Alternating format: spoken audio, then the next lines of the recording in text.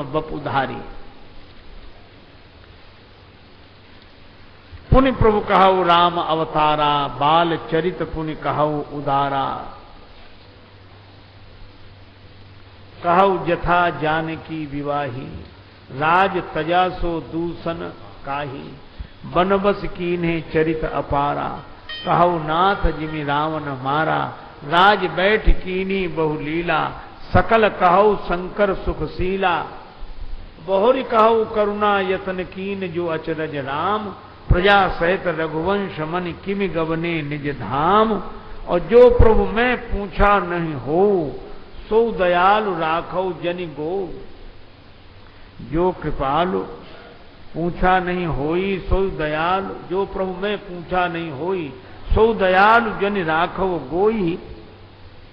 आरत गूढ़ तत्व न साधु दुरावही, आरत अधिकारी जहां पावही। अच्छा, श्री राम कथा क्यों सुन रहे हैं? तो प्रभु हरहु मोर अज्ञाना, कही रघुनाथ कथा विधि नाना। अज्ञान की निवृत्ति हो। ज्ञान कहता है कि राम जी परमात्मा हैं, अज्ञान कहता है कि राजपुत्र हैं। जैसे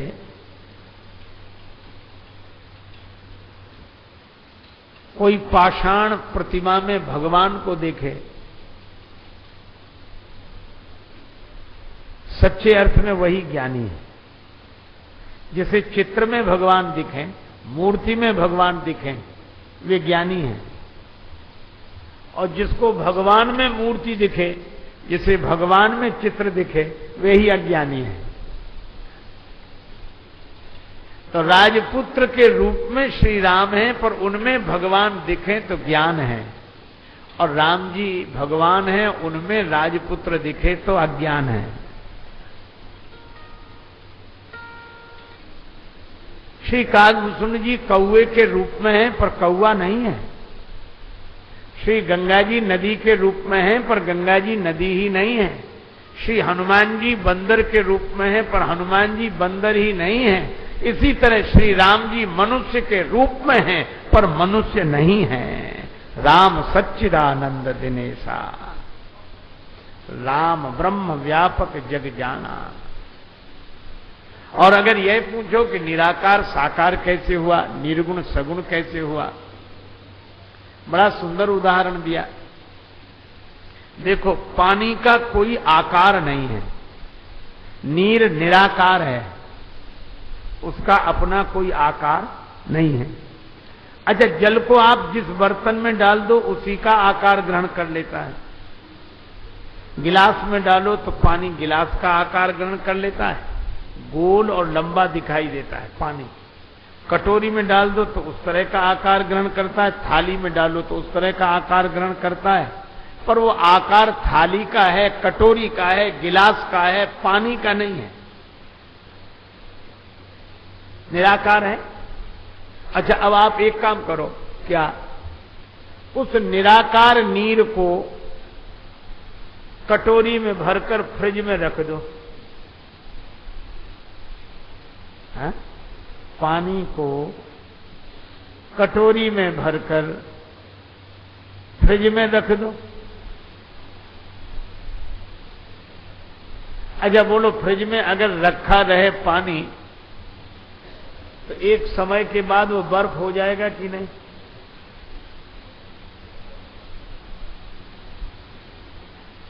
पानी को कटोरी में भर के फ्रिज में रखो तो एक समय बाद वह बर्फ हो जाता है।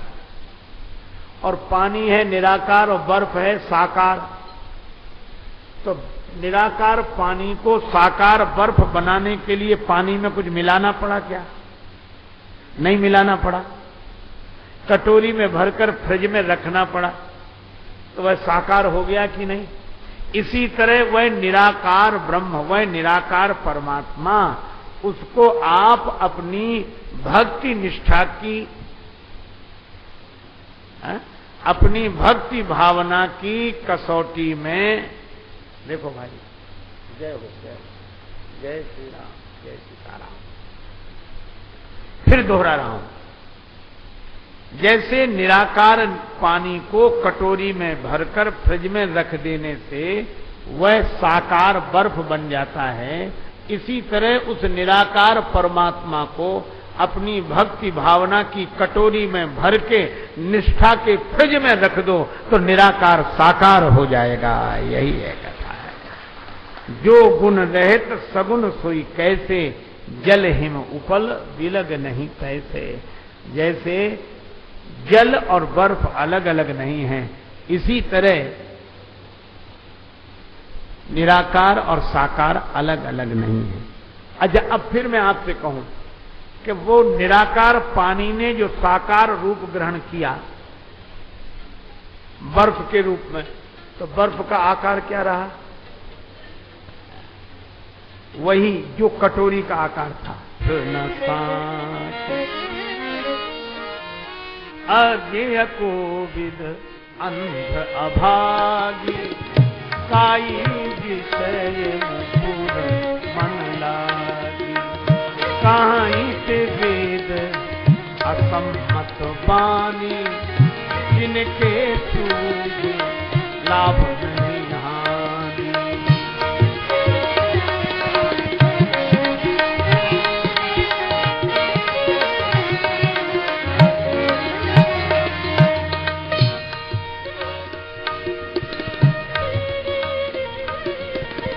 बातुल भूत विवश मतवारे,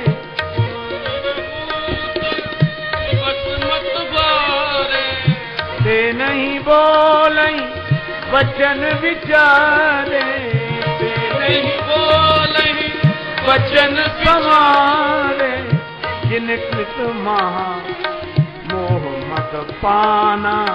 तिन कर कहा करिए नहीं खाना।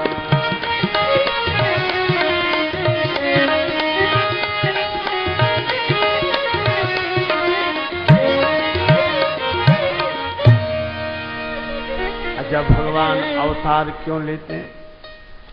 जब जब होए धर्म के हानि, बाढ़ई असुर अधम अभिमानी। करही अनीति जाय नहीं बरनी, सीधहि विप्र धेनु सुर धरनी।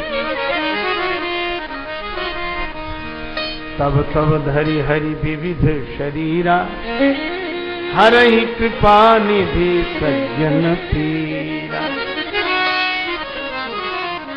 भगवान धर्म की स्थापना के लिए आते हैं। यदा यदा ही धर्मस्य ग्लानिर्भवति भारत, अभ्युत्थानम अधर्मस्य तदात्मानं सृजाम्यहम्। श्रीमद् भगवद गीता के इसी श्लोक का भावानुवाद है। जब जब होए धर्म के हानि। एक सज्जन ने कहा कि वहां तो लिखा है यदा यदा ही धर्मस्य ग्लानिर्भवति भारत, तो हमने कहा अन्यत्र कहा है अतिशय देख धर्म के ग्लानि। इसलिए भाई भगवान धर्म स्थापना के लिए आते हैं। धर्म संस्थापनार्थाय संभवामि युगे युगे।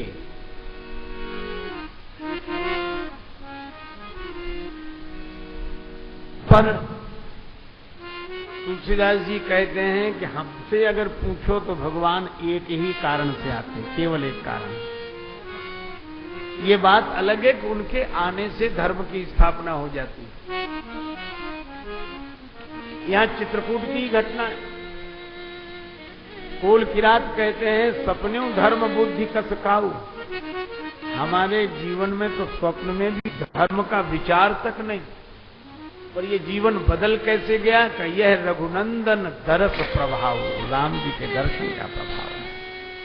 भय सब साधु किरात किरातिन, राम दरस मिट गई कलुसाई, आई रहे जबते दो भाई। तो यह बात अलग है कि उनके आगमन से ही धर्म की स्थापना हो जाती है। लेकिन आने से धर्म की स्थापना हो जाती है, पर आते किसके लिए? सो केवल भगतन हित लागी। केवल शब्द है, भगवान का अवतार केवल भक्तों के लिए होता है। परम कृपालु प्रणत अनुरागी, क्यों? क्योंकि राम ही केवल प्रेम प्यारा। राम कृपा तस नहीं करें जस निस केवल प्रेम। मुझे तो लगता है अपना धाम छोड़कर अयोध्या धाम में आए और चित्रकूट तो कोल भीलों के प्रेम के कारण आए, पंचवटी में गिरधराज जी के प्रेम के कारण, और आगे दंडकारण्य में शबरी जी के प्रेम के कारण। रावण को मारने के लिए भगवान वन में नहीं गए। 10 कंद के मारन को चतुरंगिनी शक्तिमती नृपता होती खासी। ऋषि और मुनि के सत्कारण को बहु यज्ञ विधान होते सुखदासी। मन राखते बंधु भरत पौसी, घरे फिर जाते प्रजा के उपासी। पर शबरी बनवासिनी होती न जो, प्रभु राम हूं ना बनते बनवासी। प्रेम के कारण राम ही केवल प्रेम प्यारा। नहीं अंतर में, नहीं बाहर में, नहीं आम में है, नहीं खास में है, न विरक्ति में है, न विलास में है। यदि प्रेम है तो प्रभु पास में है। भगवान का अवतार अपने भक्तों के लिए होता है। इसलिए शंकर जी कहते हैं, राम जन्म के हेतु अनेका, परम क्षेत्र एक देखा। राम जन्म के हेतु अनेका,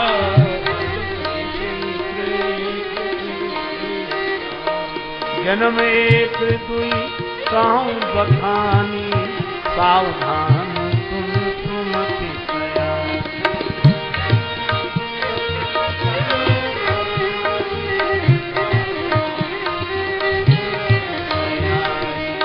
द्वारपाल हरि के प्रिय दो, जय अरुण जय ज्ञान। द्वारपाल हरि के प्रिय दो, जय अरुण जय ज्ञान। एक कारण तो यह, भगवान नारायण के 2 द्वारपाल जय और विजय, वैकुंठाधिपति भगवान विष्णु के द्वार पर सेवा में रहते हैं, जय और विजय। देखो भैया, जय और विजय ये भगवान के द्वार पर ही मिलेंगे, बाकी तो सब जगह पराजय ही है। जय और विजय चाहिए तो भगवान के द्वार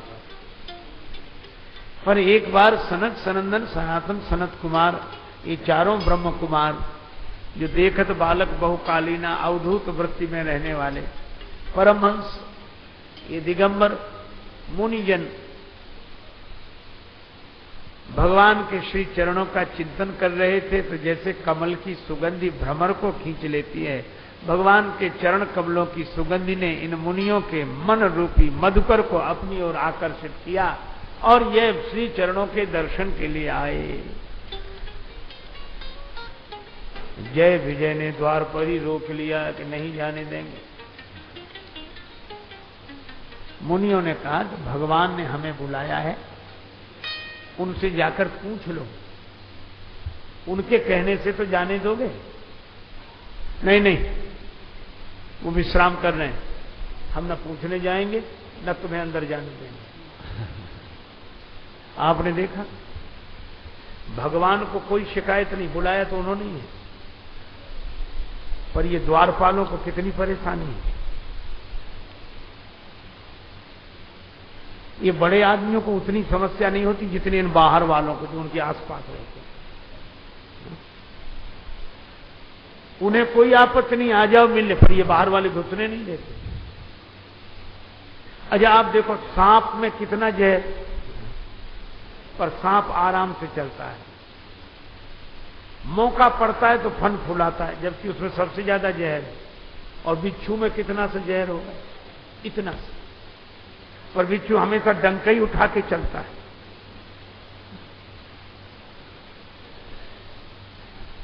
अधजल गगरी छलकत जाए। देखो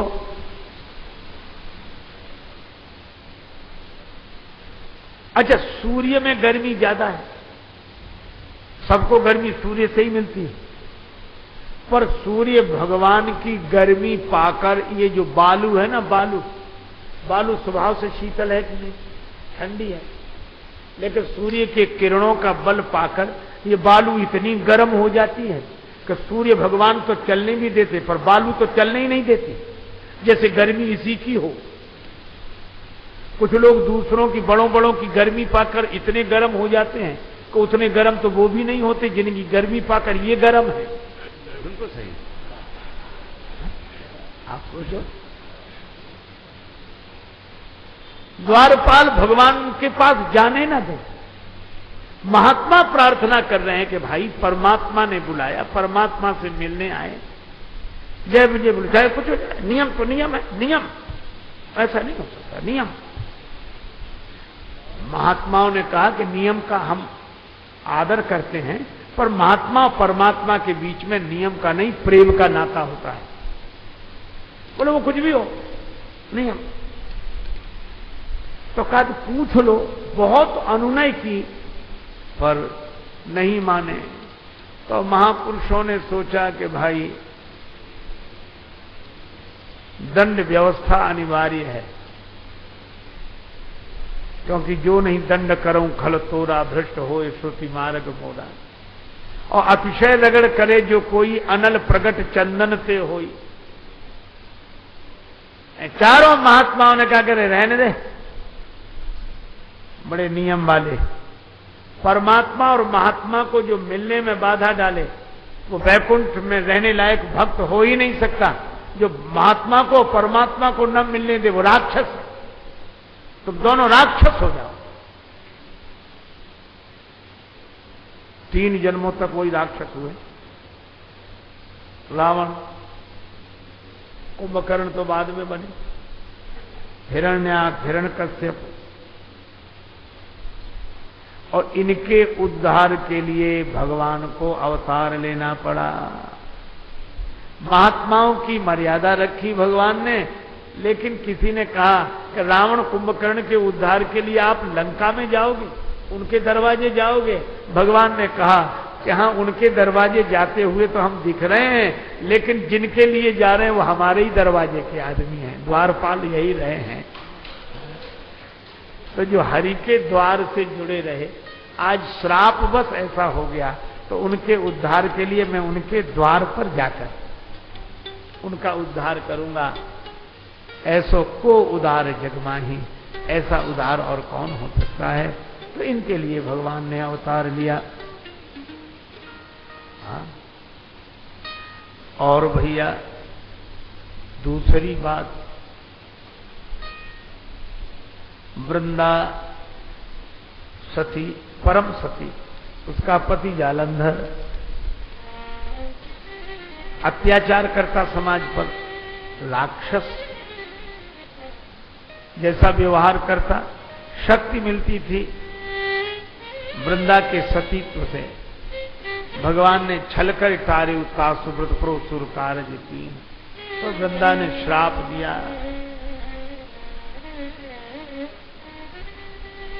और जलंधर रावण हुआ। तहां जलंधर रावण भयऊ, रनहति राम परम पद दयऊ। यह भी कथा।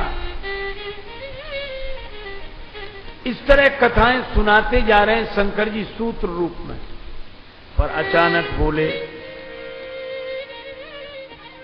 नारद श्राप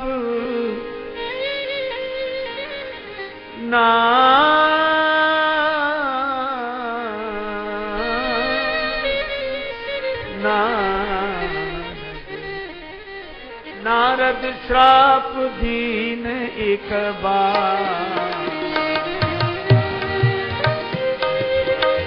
नारद श्राप दीन एक बार।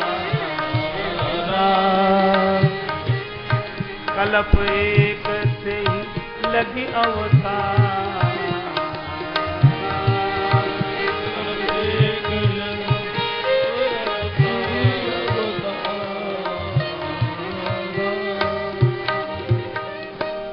एक बार देवर्षि नारद जी ने श्राप दिया भगवान को, इसलिए भी भगवान को अवतार लेना पड़ा।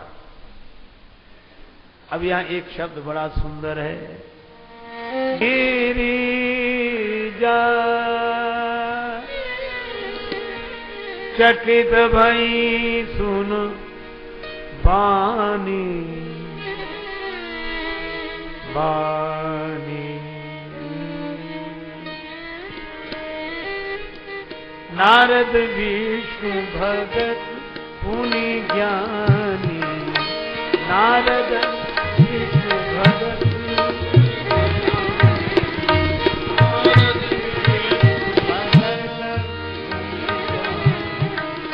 नारद विष्णु भगत, नारद विष्णु भगत, नारद विष्णु भगत,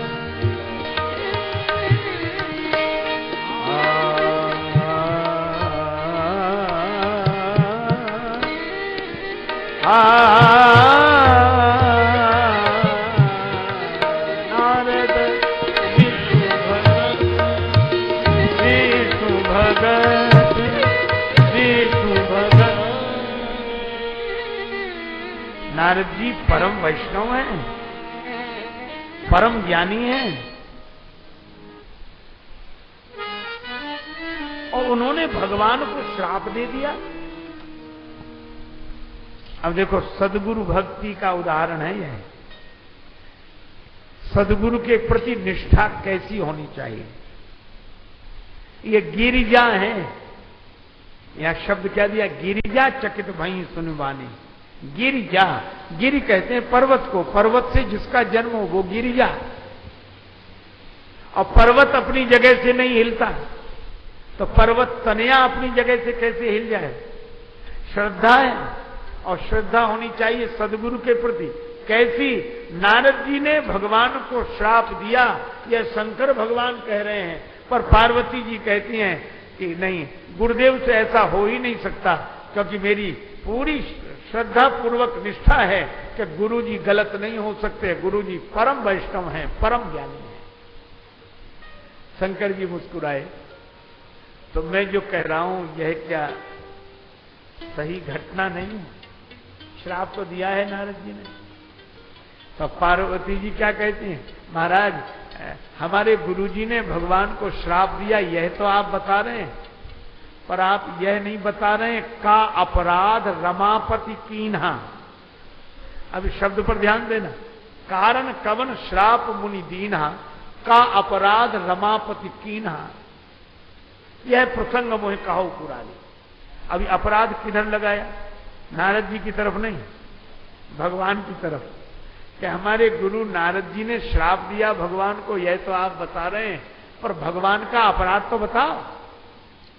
आप भगवान का पक्ष ले रहे हैं, भगवान ने जरूर कोई अपराध किया होगा, तभी गुरु जी ने श्राप दिया। और इसका अर्थ क्या है, यह निष्ठा ऐसी कि एक बार चाहे भगवान से भूल हो जाए, पर हमारे गुरु जी से भूल नहीं हो सकती। यह गिरिजा की दृढ़ता, यह निष्ठा। लेकिन शंकर जी मुस्कुराए, शंकर जी ने कहा कि तुम्हारी निष्ठा ठीक है, निष्ठा ऐसी होनी चाहिए, पर संसार में सब कुछ संभव है। शंकर जी मुस्कुराए, कहने लगे पार्वती जी यह बात समझ में नहीं आती सबको। बोले बिहंसी महेश तब ज्ञानी मूढ़ न कोई, न कोई ज्ञानी है न कोई मूर्ख है। यही जब रघुपति करही जस सो तस ते ही क्षण होए। भगवान जब जिसको जैसा कर दे वह वैसा ही हो जाता है। अच्छा, मैं आपसे पूछता हूं, श्रीमद् भागवत की कथा में वर्णन है, छोटे से बालक हैं ध्रुव जी, उनको भगवान का दर्शन हुआ। अब वे भगवान की स्तुति करना चाहते हैं, पर पढ़े नहीं है, उनको स्तुति के लिए शब्द नहीं है, शब्द नहीं उनके पास, कोई मंत्र याद नहीं है, कोई श्लोक याद नहीं है, पढ़े ही नहीं है, ज्ञानी ही नहीं है, तो स्तुति करें कैसे?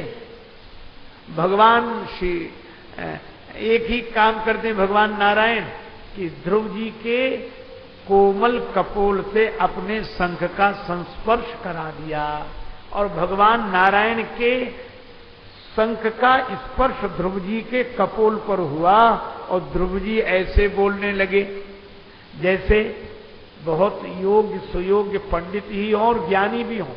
यहां पांडित्य भी है और ज्ञान भी है। आप पांडित्य देखें, योन्तः प्रविश्य मम वाच मिमाम प्रसुप्ताम संजीवयत्यखिल शक्ति धरा स्वधामना अन्यास्य हस्त चरण श्रवण त्वगादीन प्राणान नमो भगवते पुरुषाय तुभ्यम। श्रीमद् भागवत का श्लोक। योन्तः प्रविश्य, जो मेरे अंतःकरण में प्रविष्ट होकर मेरे भीतर जो है सब इंद्रियों को प्राण तक को गति देने वाले हैं, जिनको बाहर भगवान का दर्शन हो रहा है और भीतर भगवान की सत्ता का अनुभव हो रहा है, इनसे बड़ा ज्ञानी और कौन है। तो कहां गए थे ये ज्ञान लेने? ज्ञानी मूढ़ न कोई जेहि जब रघुपति करें जसो तस्ते ही क्षण हो, उसी क्षण। और शंकर जी ने कहा कि नारद जी ज्ञानी तो हैं, पर ज्ञानी वह है जो गुरुदेव के वचन को श्रद्धापूर्वक स्वीकार करे। और शंकर जी कौन है? तुम त्रिभुवन गुरु वेद बखाना। शंकर जी जगत गुरु हैं। और शंकर जी समझा रहे हैं किन्हें? जो नारद विष्णु भगत पुण्य ज्ञानी, पर शंभु दीन उपदेश हित नहीं नारद ही सुहान। नारद जी को बात समझ में ही नहीं आई। जरा से बालक ध्रुव को ज्ञानी बना दिया भगवान ने, वो समझ गए। और इतने बड़े नारद जी शंकर जी की बात नहीं समझ रहे। क्यों? याज्ञवल्क्य जी से भरद्वाज जी ने पूछा कि ये बात हमें समझ में नहीं आई। तो याज्ञवल्क्य जी ने कहा, भरद्वाज कौतुक सुनो, ये तमाशा ऐसे ही चलता है। हरि इच्छा बलवान, भगवान की इच्छा ही मुख्य है। यही जब रघुपति करें जस सो तस ते क्षण हो। इसलिए शिव जी ने कहा कि नारद जी परम वैष्णव हैं, परम ज्ञानी हैं, इसमें कोई संदेह नहीं, पर भगवान सबसे ऊपर है। वे इनके माध्यम से लोगों को कुछ प्रेरणा और शिक्षा दिलाना चाहते थे, इसलिए ऐसी लीला की।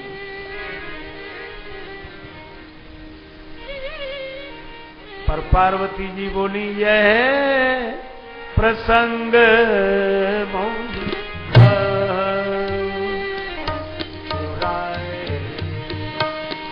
यह प्रसंग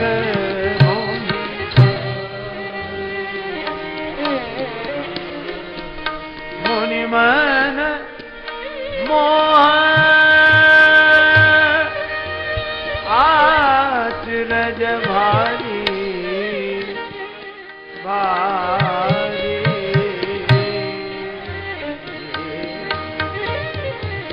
यह प्रसंग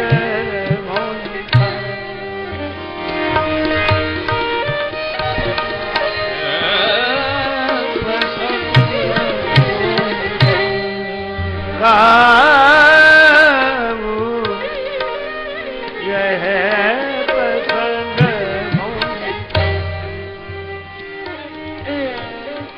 मुझे यह प्रसंग सुनाइए। मुनि मन मोह, मुनि के मन में मोह आश्चर्य भारी, बड़ा आश्चर्य है।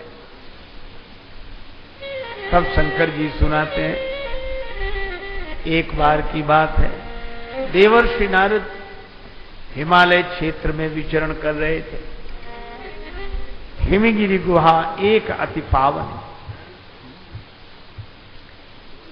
अच्छा, यहां एक अद्भुत बात कही, हिमालय पूरा का पूरा पवित्र है, पावन है।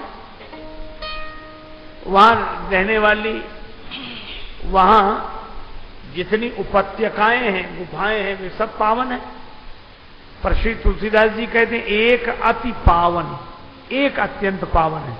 का ये अत्यंत पावन क्यों है? क्योंकि वह समीप सुरसरी सुहावनी श्री गंगा जी के किनारे है। अब नारद जी वन में गए, हिमालय को देखा, गंगा जी को देखा। गंगा जी का दर्शन किया, वन पर्वत देखे तो निरख शैल सर विपिन विभागा, भयउ रमापति पद अनुरागा। देखो वन में संत जन भजन करने जाते थे, क्यों? वन देखकर भगवान की याद आती, भगवान की याद।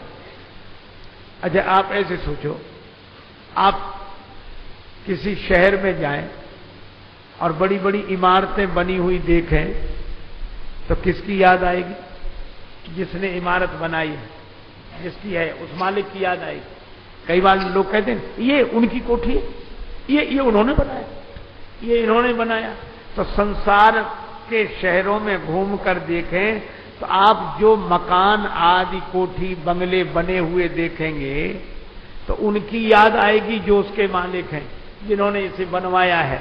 लेकिन वन में जब पर्वत देखेंगे, वृक्ष देखेंगे, नदियां देखेंगे तो भगवान की याद आएगी, क्योंकि वन पर्वत वृक्ष नदियों को बनाने वाले तो भगवान ही हैं, इसलिए भगवान की याद आई। किसने बनाया? जिसने सूरज चांद बनाया, जिसने तारों को चमकाया, जिसने फूलों को महकाया है? जो बालक शुरुआत प्राइमरी स्कूल में पढ़ते, उनकी पुस्तक में एक कविता है, हम उस ईश्वर के गुण गाएं, उसे प्रेम से शीश झुकाएं। कौन है जो नदियों में बह रहा है? कौन है जो फूलों में मुस्कुरा रहा है? कौन है जो सूरज में चमक रहा है? कौन है जो चंद्रमा में शीतलता दे रहा है? श्री राम मैं सब जग जानी, करऊं प्रणाम जोर जुग पानी। तो अच्छा, गंगा जी को देखकर भगवान के चरणों में अनुराग इसलिए हुआ क्योंकि गंगा जी ऐसी धारा है जिनका जन्म भगवान के चरण से हुआ। जिन चरणन ते निकसी सुरसरी, सुर सरी सरे शंकर जटा समाई,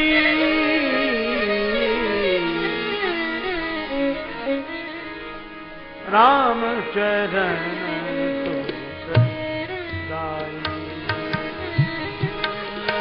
राम चरण भज मन, राम चरण राम राम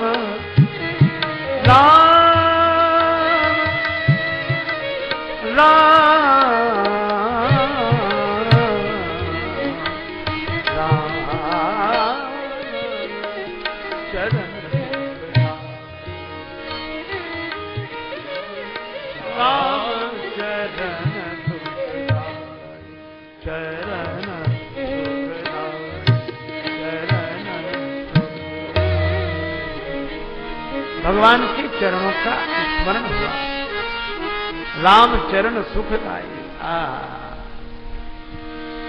अब लगा कि भगवान के चरणों का चिंतन करते हुए प्रभु का स्मरण करें। पर अच्छा, भाव तो है रुकने का, ठहरने का, पर भाग्य ठहरने दे तब। हम लोगों का जीवन दो के बीच में है, भाग्य और भाव। हम चाहते कुछ और हैं और भाग्य से मिलता कुछ और है। हम चाहते थे वैसा होगा, ऐसे लोग मिलेंगे, भाग्य से कुछ और तरह के मिल गए। तो भाग्य और भाव का द्वंद्व है कि नहीं? हम जहां नहीं चाहते वहां रहना पड़ता है, जिन्हें नहीं चाहते उनके साथ रहना पड़ता है। तो भाव और भाग्य,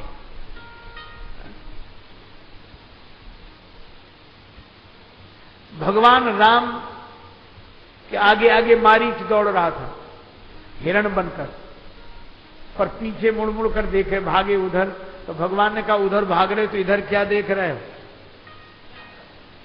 या तो जिधर भाग रहे उधर ही देखो, या जिधर देख रहे हो उधर लौट आओ। मारीच ने कहा मजबूरी है क्या? भाग्य उधर ले जा रहा है और भाव इधर देखने के लिए मजबूर कर रहा है। यही तो है। तब करें क्या? अच्छा मान लो हमारा भाव हो कि चित्रकूट में रहकर भजन करें और भाग्य न रहने दे तो निराश न हो। यह कथा यही संदेश देती है। नारद जी को भी भाग्य नहीं रुकने दे रहा। भाग्य काय से बना? कर्म का फल।